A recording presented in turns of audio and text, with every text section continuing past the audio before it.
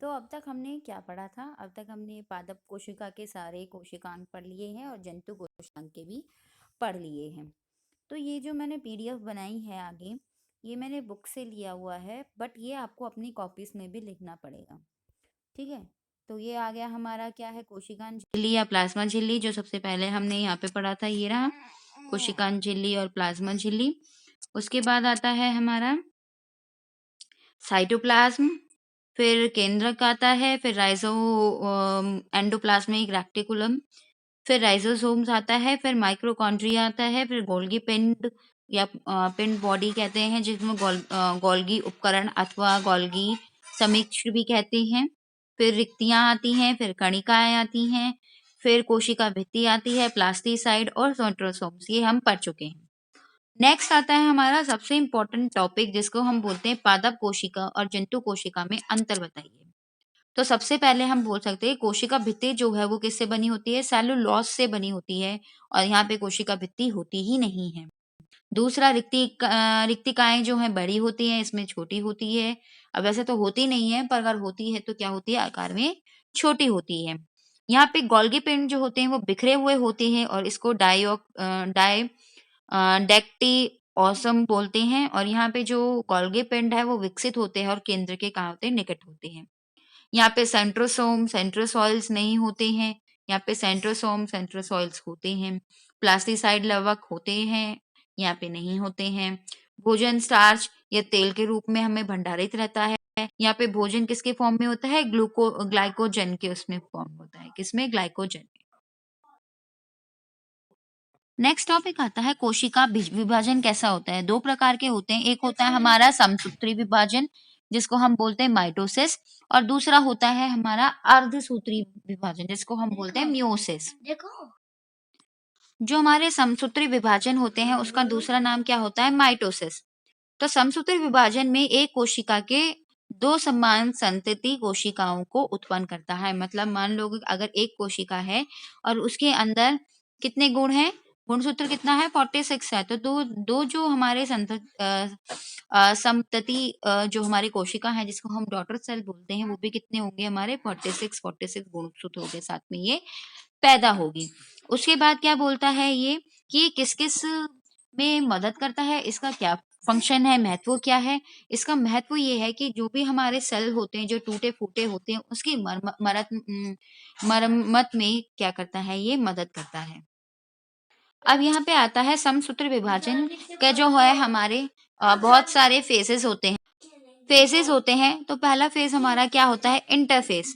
ठीक है। इंटरफेस के बाद में, तो इंटरफेस में क्या होता है? कोशिका तैयार करता है अपने आप को विभाजित होने के लिए। ठीक है। कैसे? वो अपने आप का खाना और वो सारी चीजें जो कि विभाजन होने के लिए क्या करता है?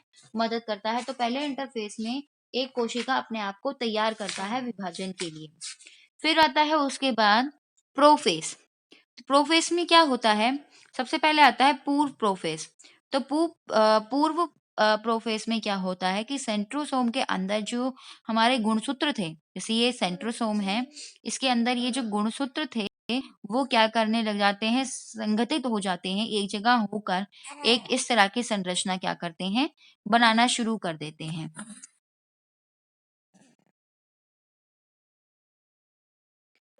फिर क्या करते हैं? इस तरह से बनके, और केंद्रिक झिल्ली जो होती है इसकी क्या होने लग जाती है? विलुप्त हो जाती है। ठीक है। उसके बाद आता है हमारा दूसरा दूसरा क्या होता है हमारा? मध्य अवस्था। तो मध्य अवस्था को हम क्या बोलते हैं? मेटाफेज भी बोलते हैं। क्या बोलते हैं हम? मेटाफेज भी बोलते हैं। ठीक है। तो मेटाफेज में क्या होता है? इसमें क्या होता है, जो हमारे सेंट्रोमेयर होते हैं वो दो बराबर भागों में बट जाते हैं।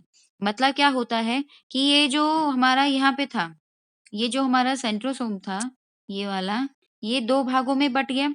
अब दो भागों में बटने के बाद ये क्या हो जाते हैं? अलग अलग हो जाते हैं। और क्या करते हैं? जो बीच में हमारे क्या थे? गुणसूत्री जो थे, क्रोमोसोम्स, वो क्या होने लग जाते हैं? वो एक स्पिंडल की फॉर्म में बनना शुरू हो जाते हैं। इस तरह से ये सेंट्रोसोम एक है, एक सेंट्रोसोम यहाँ पे है, और इस तरह से जब हमारा जो सेंट्रोसोम्स था जो एक था जब दो भागों में बट जाता है, इस तरह से ये दो भाग है, एक ये वाला और एक ये वाला, तो हम इसको क्या बोलते हैं? सेंट्रोइड कहते हैं। क्या बोलते हैं इसको? हम सेंट्रोइड कहते हैं। इनमें से प्रत्येक दो विपरीत दिशाओं में चले जाते हैं। एक इस वाली दिशा में चला गया, तो दोनों क्या है? एक दूसरे के अपोजिट डायरेक्शन में है।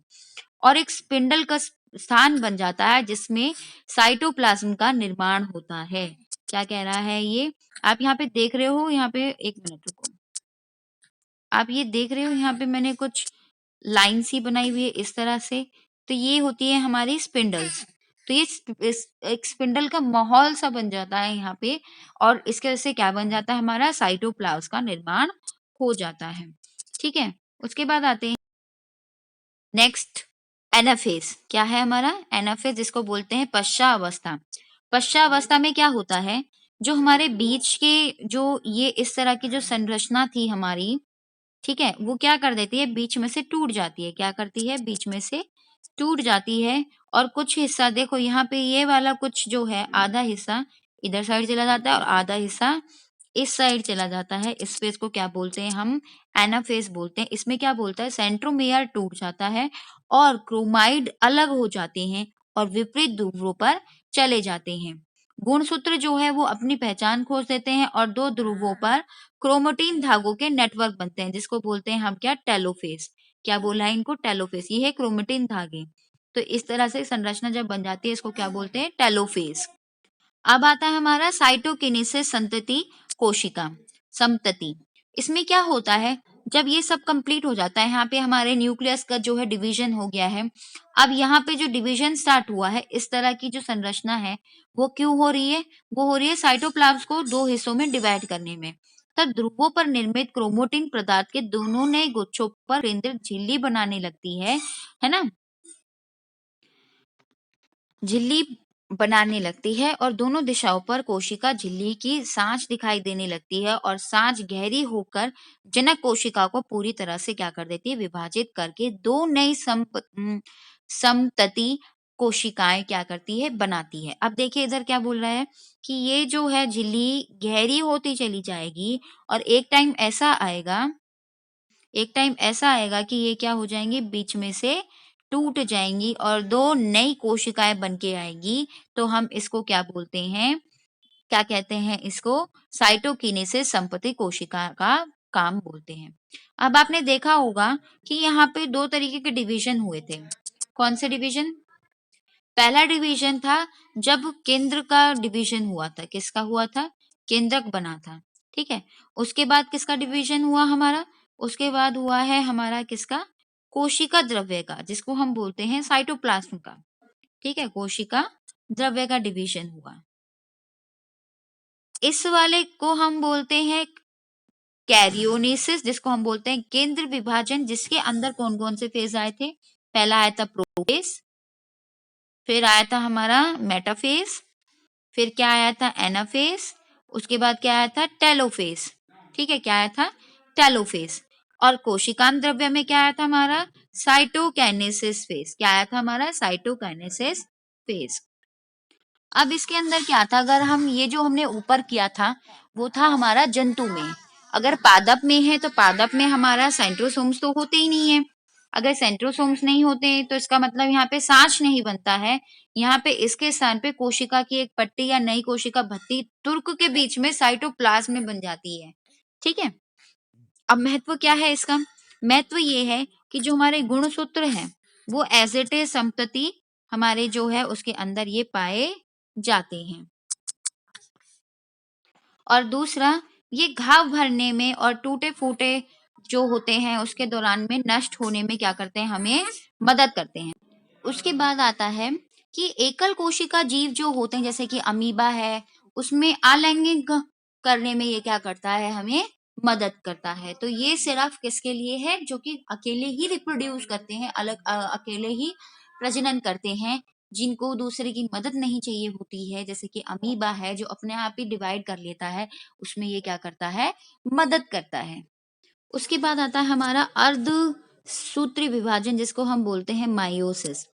तो मायोसिस जो होता है वो लैंगिक प्रजनन के लिए काम आता है, जैसे कि हम ह्यूमंस में जो है, हम क्या कहते हैं, आदमी और औरत में, तो इसमें नए जोड़ों का युग्म प्राप्त होता है, जिससे क्या होता है कि देखो, एक तो एक फादर से लेता है वो, और एक क्या लेता है, मदर से। तो दोनों के जो नए जीन्स बने हुए हैं, ये जो नया जीन्स है, तो इसका क्या होता है, उत्पादन होता है। ठीक है। अब यहाँ पे जो है प्रजनन जो है, वो विभाजन जो है, वो दो प्रकार से है। एक तो होता है चरण 1 और दूसरा होता है चरण 2। चरण 1 में क्या होता है, जो हमारी कोशिकाएं बनती है, उसके गुणसूत्रों की संख्या जो होती है आधी हो जाती है। जैसे कि अगर 46 है, तो 46 के आधे आधे कितने हो जाएंगे हमारे, 23। तो इस तरह से ये आधे हो गए हैं। अब जो ये 23 थे, ये क्या थे, हमारे समतप्ती। अब इसके बाद क्या होता है, दूसरे चरण में इनका विभाजन होता है किससे, समसूत्री विभाजन के हिसाब से। तो समसूत्री में क्या होते हैं, सेम नंबर ऑफ क्रोमोसोम्स मिलते हैं, जो कि एक जैसे होते हैं। तो इस तरह से ये क्या आगे हमारा फिर से 4 समतप्ती सम समतति हमारी जो क्या कहते हैं कोशिकाएं हैं, वो उत्पन्न होती हैं, जो कि 4 होती है संख्या में। अब इसके भी चरण होते हैं। जो सूत्री विभाजन है, उसके दौरान हुई जो घटनाएं हैं, वो उसका यहाँ पे हमने वर्णन किया हुआ है। तो सबसे पहले क्या होता है, जो हमारे क्रोमोटिन तंतु होते हैं, वो क्या होते हैं, समघनित होकर गुणसूत्र बना देते हैं। इसमें क्या बता रहा है, जैसे कि हमारा ये सेल है, इसमें जो था वो एक जगह इकट्ठे होके क्या बना देते हैं, हमारे क्रोमोसोम्स बनाते हैं। ठीक है, क्या बना देते हैं, हमारे क्रोमोसोम्स। अब जो क्रोमोसोम्स थे, वो कैसे प्रेजेंट थे, अकेले अकेले प्रेजेंट थे। क्या थे, अकेले अकेले प्रेजेंट थे।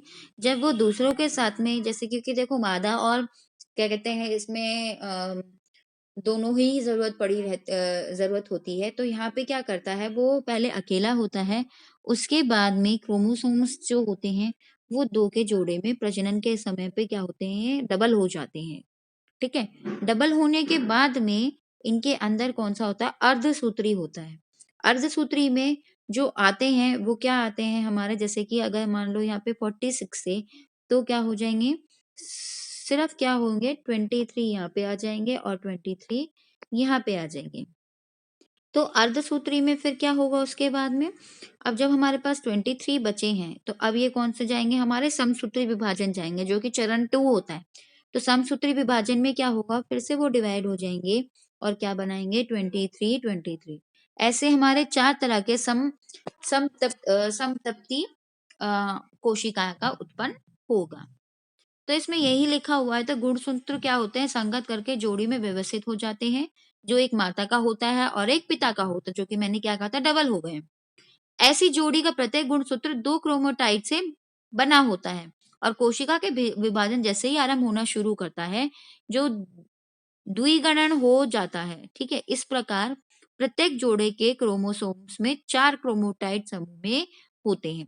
फिर क्या आता है, केंद्रीय झिल्ली जो होती है वो लुप्त हो जाती है, और जोड़ियां क्या हो जाती है, टूट जाती हैं। जो जोड़े बने थे वो क्या हो गए, टूट गए हैं। उसके बाद साइटोप्लाज्म जो है 2 कोशिकाओं में बढ़ जाता है, और जिसमें प्रत्येक कोशिका के अंदर जो गुणसूत्र है वो क्या हो जाते हैं, आधे हो जाते हैं संख्या में।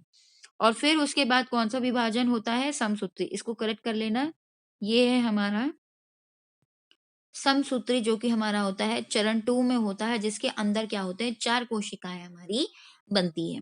तो बेटा ये माइटोसिस और म्यूसिस बहुत इंपॉर्टेंट है, इसमें डिफरेंशिएट आप कर लेना, मतलब अंतर। और दूसरा हमारा जो इम्पोर्टेंट टॉपिक्स हैं, ये जो हमारे फेसेस है, इंटरफेस, मेटाफेस, प्रोफेस, ठीक है, और ये एनाफेस, इनको भी आपको क्या करना है, लर्न करना है।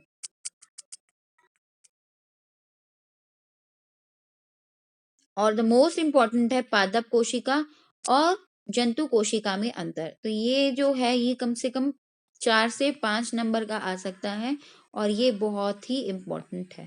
तो ये लर्न कर लेना। आज के लिए इतना ही बहुत है। नेक्स्ट टॉपिक आपको कल मिल जाएगा।